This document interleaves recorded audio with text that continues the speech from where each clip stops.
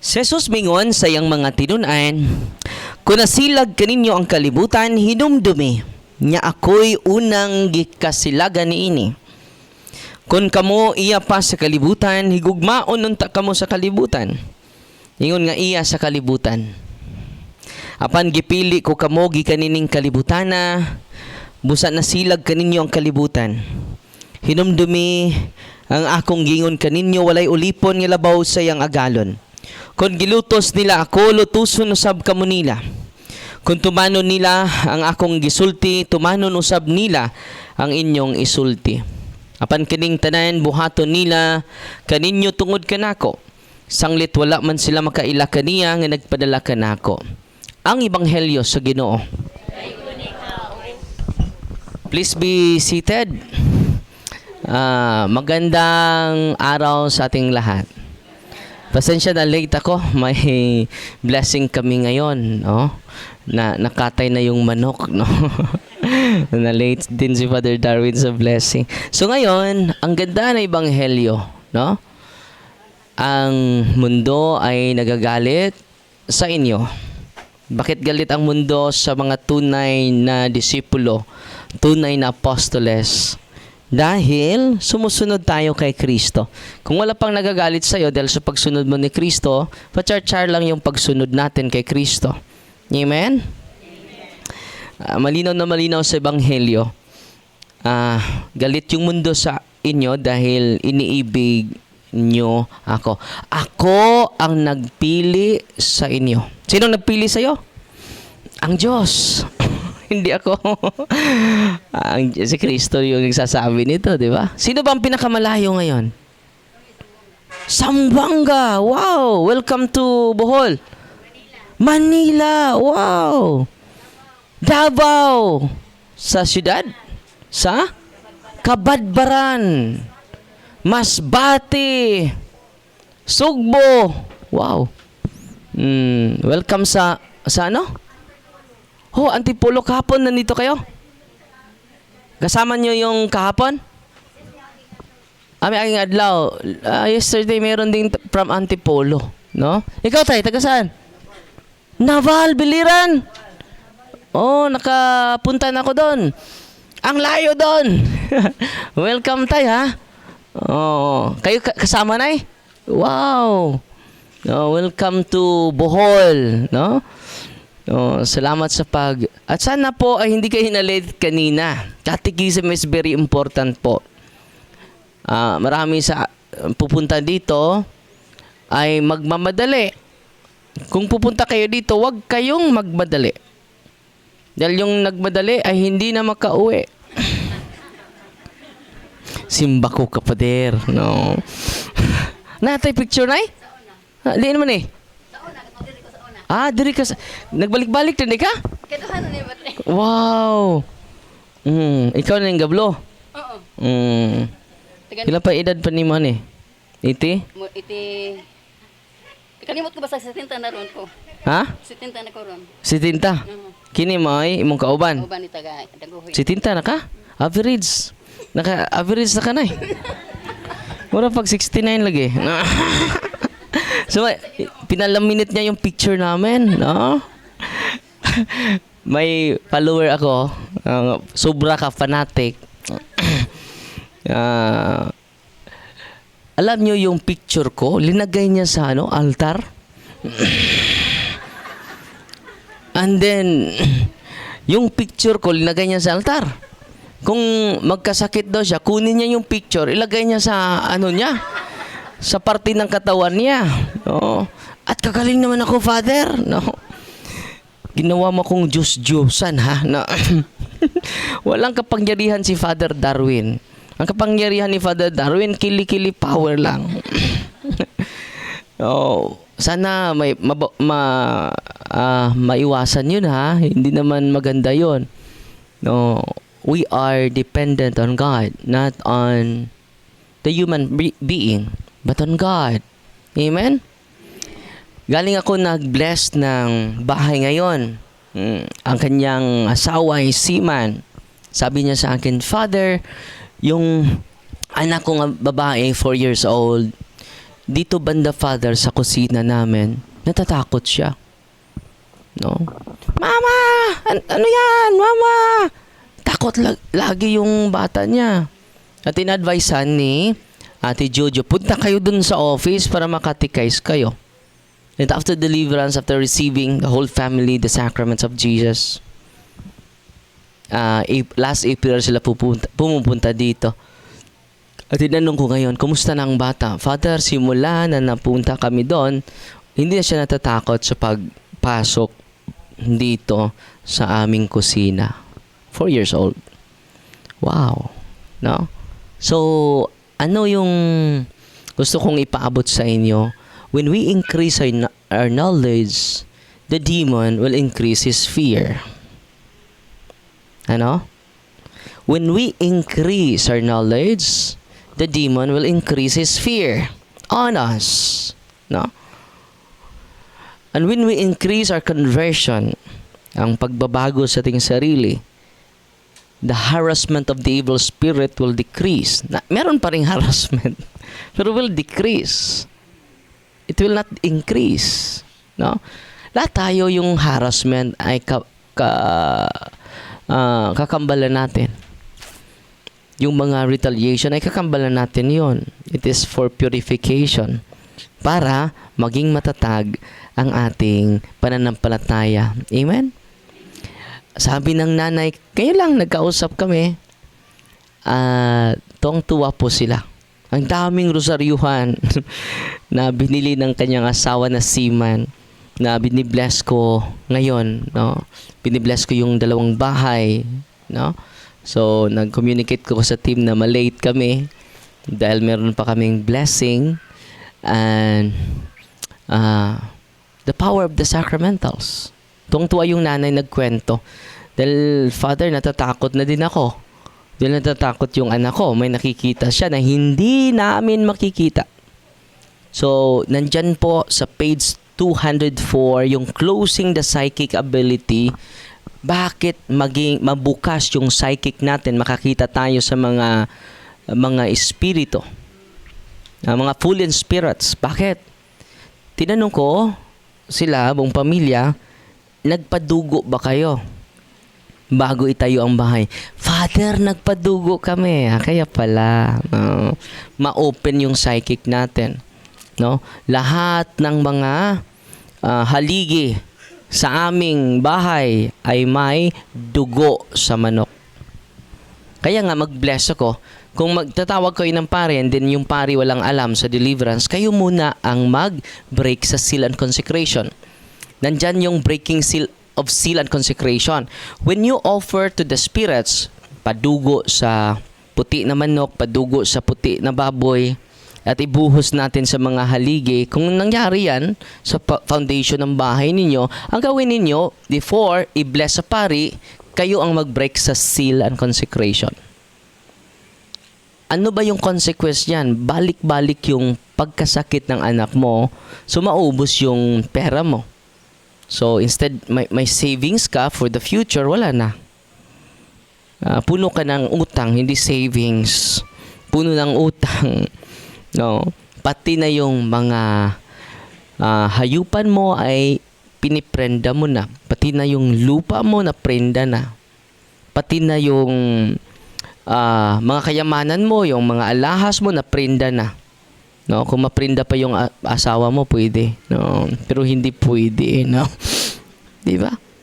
And then, yan po ang oppression po. Hindi natin alam yan eh. Wala tayong alam dyan. Bakit? Busy tayo eh. Hindi natin binabasa yung aral ng simbahan. No? So ngayon mga kapatid, nandito kayo at kayo na po ang magpatuloy. Be dependent on God, not on Father Darwin. Be dependent on God, not on our ministry. Not on the ministry of exorcism, but on the ministry of Jesus, entrusted to all of us. Kayong lahat makapalayas kayo ng demonyo using the prayer of the church, using the sacramentals of the church, and by embracing the sacraments of Christ. Tayong lahat nangangailangan ng sacrament. Pati si Father Darwin, nangangailangan ako ng sacrament. Kaya nga every month I will receive the sacrament. No? Habit ko na po yun. No? Tatawag ako sa confessor ko, Father, bakante ka ba ngayon? Umupisal ako. Enjoy the sacrament. Because sacrament is Jesus. When you go to the priest, you receive Jesus. And the Lord will give you grace. Ano yung grace? The very nature of God. The very life of the Holy Trinity. The Father is in you. The Son is in you. The Holy Spirit is in you. Is dwelling upon us. Kaya nga, puno tayong kasiyahan kahit may problema. Ano, Father? Puno ng kasiyahan kahit may problema? Yes! Hindi naman wala yung problema natin. Hindi naman wala yung mga taong umuusig sa'yo. Di ba?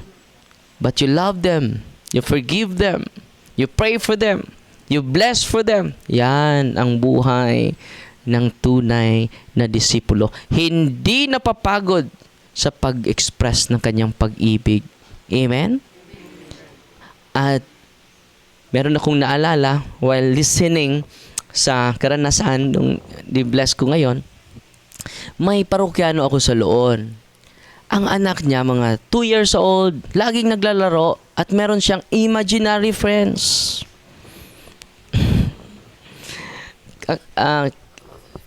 Alam niyo ba yung kaang? Kaang ba na? Anong kaang or masa nang sudlanan og tubig kinaimuno na to? Tadyaw? Banga. Banga pala. May antik sila na banga. Mga tadyaw, no? At yung bata, laging pupunta doon. Hello! May kausap. And then kung dadaan sila sa mga haunted house, dito sa Maribok, yung mga antik na mga ancestral house, madaanan nila, Mami, ang daming mga monster, Mami. Ang pangit nila. Dami. So, yun ang reaction ng bata. And then kung dadaan sila sa Taytayan, sa bridge sa Loon, sabi ng bata, Mami, no, a wonderful city, Mami, flooded by lights. Wala namang lights. Ano ba itong batang ito? No? Mami, a wonderful city, a big city, Mami, flooded with lights. Daming ilaw, Mami. Wala namang ilaw kahit isa. Dumaan lang sila sa bridge sa Loon. Ang bridge sa malapit na sa Kalapi. No? Ano yan? Mualong Bridge. Doon. Sa pagdaan nila doon, and then, ang daming tao daw. Sila lang dumaan. Ang daming mga sasakyan, Mami. Sila lang. Wala namang ibang sasakyan. Pumunta sila sa akin. Ang sinabihan ko yung nanay, yung banga, na lagi niyang, doon siya lagi maglalaro, at meron siyang kausap, lagyan nyo ng holy and exercise salt. And then, i-break nyo, i-pray ninyo, ikaw mag-pray, nanay, sa iyong anak. Hindi siya makapagbasa eh. So, page 204 sa Per of Catholic Handbook of Deliverance Prayer. So, pinipray nila at magandang balita, hindi na po, wala na nakikita yung bata at wala na siyang imaginary friend. No? Satan is real. No? Mabuksan yung ating psychic because we go to faith healers. We invite occult practitioners in our lives. Di ba? So ngayon, na-close na po. Wala na pong every time dadaan sila sa bridge sa Loon, wala na siya nakikita. Every time dadaan sila sa Maribohok, yung mga ancestral house, wala na siyang makikita. The power of the sacramentals of the church. Matutuwa ba kayo ngayon? At sana po ay nakinig kayo kanina. Kaya nga may catechism para ma-empower po namin kayo. Hindi po kaya na kami lang. No? So, ito yung dasal ko sa Panginoon. Lord, paano ko matulungan yung mga tao? Ako lang mag-isa. Hindi ko kaya. So, may team tayo. So ngayon, more than 12 na sila, mga deliverance minister kasama natin. Di ba?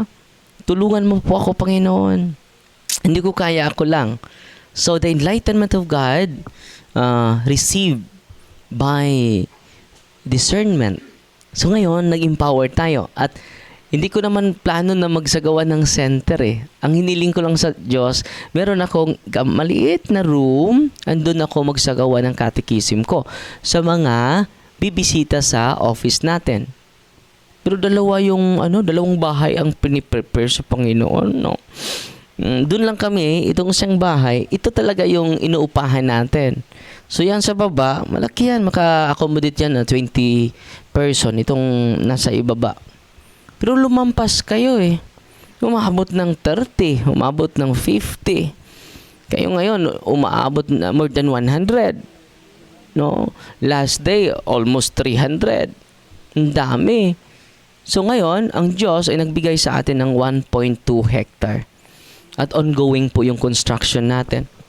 And then, salamat sa mga tumulong at nagpadala ng tulong. Wag po kayong magpa-scam sa mga scammer dahil nag-communicate sila sa inyo personal. Hindi ako nag-communicate kailanman ng personal message. Kung mag-personal message mukha ko at page ko din, walang blue badge, yung check na blue, wag nyo pong intindihin yon, mga scammer po yon. Ako po ay nasaktan kahapon dahil may nabiktima na naman. No, nagpadala sa akin ng messages yung mga kakilala ko, Father, pambili sana niya ng gatas. Nagpadala siya sa GCash na 500, Father. Hindi pala ikaw yon, nanghingi ng donasyon. So kung maghingi man kami ng donasyon, live, no? At pinopost lang natin yung account natin, no? Para sa building at para sa ministry or sa evangelization. Huwag kayong magpauto please, no? Ang naabot natin, pinopost ko po ito, ang naabot natin na donation, 2.7 na po. 2.7 million na po. At yung temporary building natin is 2.1. So, pero yung project natin is ongoing. No, walang katapusan po yon dahil magsagawa pa tayo ng permanent building. Yung ginawa natin para maka-transfer na tayo this coming July, no? This coming July. It is owned by the Diocese of Tagbilaran. It is not my name. It is not my property. It is for the Diocese of Tagbilaran. At yan din po ang lugar for training sa mga pari nga gustong magsasanay sa deliverance. Hindi ko po ipagkait yung nalalaman namin. Hindi ko po ipagkait yung experiences ko. Dahil marami tayong matutulungan at maibalik ang loob sa simbahan na tunay na tatag ni Kristo. Amen? God is good! All the time! At ang pakpakan ng Ginoo. Natutuwa ba kayo ngayon?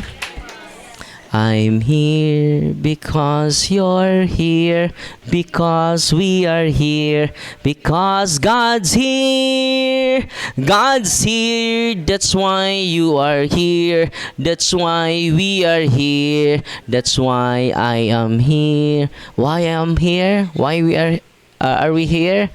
Because God is here. God is alive. Hindi tayo pinabayaan ng ating Panginoon. Amen? No? At sa mga may karamdaman mamaya, mag-anointing of the sick ako. After ma-deliverance kayo lahat. At kayo na ang magpatuloy Take note, kayo na po ang magpatuloy. Be dependent on God. Don't be dependent on Father Darwin nor to the deliverance ministers. Dependent on God. Go to the sacrament. Christ is present, alive. 100% yung presence ni Kristo sa lahat ng mga pari because all priests are healers. Sino? Why? Because they are in persona Christi. Ano ang mga pare? In persona Christi. No? Imbitahan ko kayo, subscribe tayo sa YouTube, punto per punto YouTube channel natin at sa Facebook page natin. Dahil from time to time, lahat ng natutunan ko sa mga libro, marami akong libro na dumating ngayon, salamat po. Dahan-dahan babasahin ko yon, and then yung mga learnings ko ay isi-share ko po dun. At para mapuno yung isipan natin sa mga gandang bagay. No? At kahit may mga negatibong pangyayari sa ating buhay, masaya. Puno tayo ng saya. Okay? Ang saya natin is anchored on God, not anchored on situation, not anchored on person, not anchored on politician, but anchored on God, greater than them. Amen? Ngayong Lunes at Martes, meron naman akong file ng kaso because of vote buying. No? Uy, sabi sila sa akin, move on ka na, Father. Hindi dapat move on, tas on na to. Kung move on, di ta consistent. Tas on jud na to be consistent enough. Kay daghan karon ni violate sa balaod nga wa manubag. Amen. Pero kining akong pag-file og kaso because of my love. Uy, wako gidumtan nga politiko ha. Ayaw. Ako gidumtan katong ni violate sa balaod sa vote buying. Apo ko magdumot nga dumot jud. Ako lang gusto nga dunay manubag. Kay kamo sir mog dawat, wa jud mo mutindog. Hardok man ni Father. Pero wa may mahadlok mo dawat, Father. Abi ninyo, kung kadunay mo mahadlok, kanang pag-file na itong kaso, di man nakatapusas kalibutan. Igo ramang kamingon nakadawat ko, period. O ang husgado na mo decide para sa ni-violate. Di man ikay mo decide. Di ba? Unang kisa may nakadawat, derive. Pero magsugod lang ko Valencia kay nakasabot rasag ko sa mga parokyan. Naman pa sila sa moment of fear. Naman pa sila sa mood of fear. Karon hadlok pa sila. Pero kung muhilis na ng kahadlok, muna akong ipaabot. Kimutindog mo na. Nya kung muhilis nilang kahadlok, bisan pag sunod tuig na ko i-file ang kaso, mabuhi ka po ng kaso. Amen? Kanang kaso na to, pagpakita na nga matinud-anon ta. Kay kung muhunong ta, kay nahuman ng eleksyon, idaog nang namalit, Father, hindi ka madlok, Father, nadaog ra ba? Kining tanang i-file ako, nanaog ni. O na nga na, mas balaod, criminal case, criminal offense, ang pagpalit og boto. Sino tingog, criminal offense, pero why nilihok? Yan naman, di tagunohan nga mahasol. Pero sa Father Darwin, ganahan kay mahasol. Nagkarong Lunes, Martes, file na sag ko. No? Kaya wa ko magkulang sa pagkatikay sa social media. Pero, Father, wa baka mapungot, wala.